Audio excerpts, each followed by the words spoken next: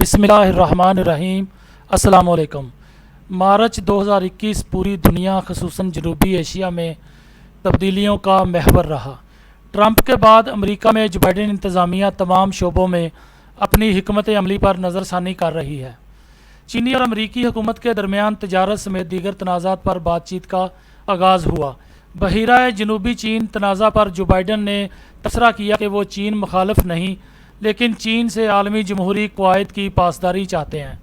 14 مارچ کو کوواڈ کے ایک اہم اجلاس میں امریکہ، انڈیا، آسٹریلیا اور جاپان نے چینی توسیع کو روکنے پر غور کیا۔ یہ ایک نئی قسم کی سرد جنگ ہے۔ سوویت یونین کے ساتھ سرد جنگ میں شامل قوموں کو ماسکو حکومت کی آہنی دیوار کا سامنا تھا۔ اس بار مغربی دنیا کا مقابلہ چین سے ہے جو اوپن مارکیٹ، سرمایہ داری نظام اور معیشت کا سرخیل ہے۔ چین سب سے طاقتور اور دولت مند ہونے کا عزم رکھتا ہے۔ نیٹو اور کوواڈ جیسے امریکی اتحادوں کو دوبارہ متحرک کیا جا رہا ہے۔ ٹرمپ حکومت کے برعکس امریکہ قائد کی حیثیت سے عالمی سیاست میں دوبارہ متحرک ہو رہا ہے۔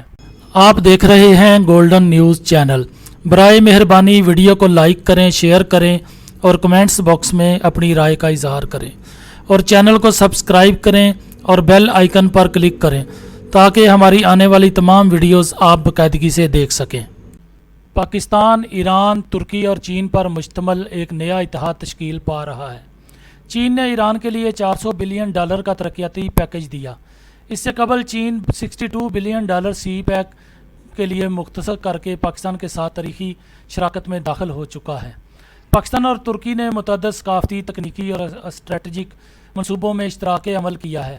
آذربائیجان ارمینیا تنازع میں اس رشتے کی مضبوطی کھل کر سامنے آئی۔ اسلام آباد ریل نیٹ ورک کا آغاز اسی منصوبے کی ایک زندہ مثال ہے۔ پاکستان اس اتحاد میں مرکزی حیثیت رکھتا ہے۔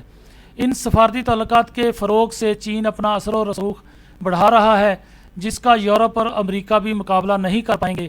اگر آذربائیجان اس بلاک میں شامل ہوتا ہے تو ممالک کا وسطی ایشیا کی منڈیوں میں قوی اثر و رسوخ ہوگا۔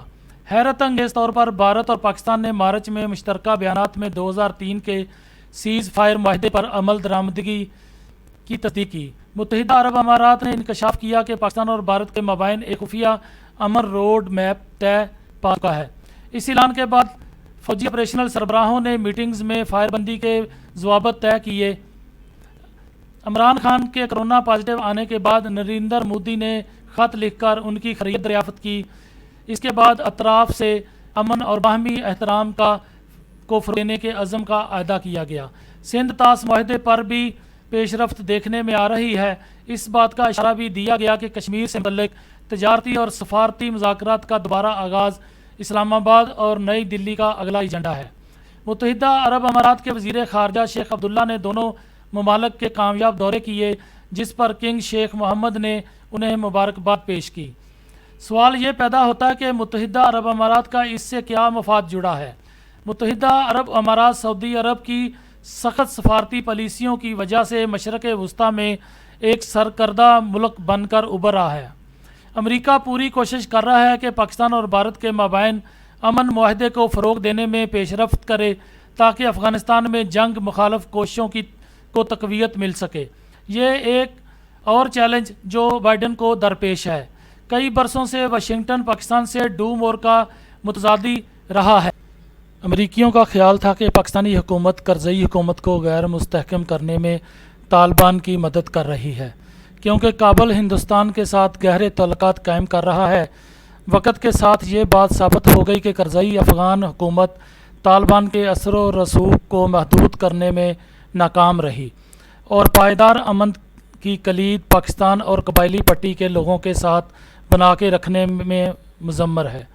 بائیڈن انتظامیہ پاکستان اور بھارت کے مابین سفارتکاری کو افغانستان میں امن سے مشروط سمجھتی ہے۔ متحدہ عرب امارات امریکہ کی طرف سے کام کر رہا ہے جو پاکستان اور بھارت کو ٹیبل پر لائے گا تاکہ امریکی افغانستان میں بہتر پوزیشن میں آ سکیں۔ ایسا لگتا ہے کہ جنوبی ایشیا میں فی الوقت کسی تنازع کا حمل نہیں، حتیٰ کہ طالبان بھی نہیں۔ چین کو ایشیا میں اپنی توسیع کے لیے پاکستان کی ضرورت ہے۔ تجارتی، ترقیاتی اور سفارتی تعلقات کے عالمی پروگرام میں تہران اس کا دوسرا اتحادی ہے۔ دوسری طرف امریکیوں کو بھی افغانستان میں اپنے مفادات کے تحفظ اور مذاکرات کے لیے پاکستان کی ضرورت ہے۔ چین امریکہ اور یورپ کے اندازوں سے کہیں آگے بڑھ رہا ہے۔ غیر جانبدار تجزیہ کے مطابق دنیا کو آج چین کی اقتصادی ترقی، تجارت اور تکنیکی مہارتوں سے مستفید ہونے کی ضرورت ہے۔ صدر زی جن پنگ کا ویژن دنیا کو جوڑنے اور غربت کے خاتمے کے ذریعے معاشی عروج پر پہنچنا ہے۔ چین دنیا کی سب سے بڑی معیشت، ہندوستان دنیا کی سب سے بڑی جمہوریت، جبکہ امریکہ اب بھی انسانی تاریخ کی سب سے بڑی فوجی طاقت ہے۔ یہ تمام ممالک اپنے قومی ایجنڈے کو آگے بڑھانے کے لیے پاکستان اور جنوبی ایشیا سے جڑے ہوئے ہیں۔ یہ ایک تاریخی وقت ہے اور اب جو واقعات رونما ہو رہے ہیں ان پر آنے والے عشروں تک رد عمل آتا رہے گا۔ ان طاقتور ممالک کے مابین طاقت کی جدوجہد اربوں لوگوں کی تقدیر کا تعین کر سکتی ہے۔ مجموعی طور پر جنوبی ایشیا اور خطے کی صورتحال کلائیڈوسکوپ کی طرح ہے اور ہر گزرتے دن کے ساتھ نئے زاویے ابھر رہے ہیں۔ دوستو، آپ دیکھ رہے ہیں گولڈن نیوز چینل۔ برائے مہربانی ویڈیو کو لائک کریں، شیئر کریں اور کمنٹس باکس میں اپنی رائے کا اظہار کریں۔ چینل کو سبسکرائب کریں اور بیل آئیکن پر کلک کریں تاکہ ہماری آنے والی ویڈیوز آپ دیکھ سکیں۔ شکریہ۔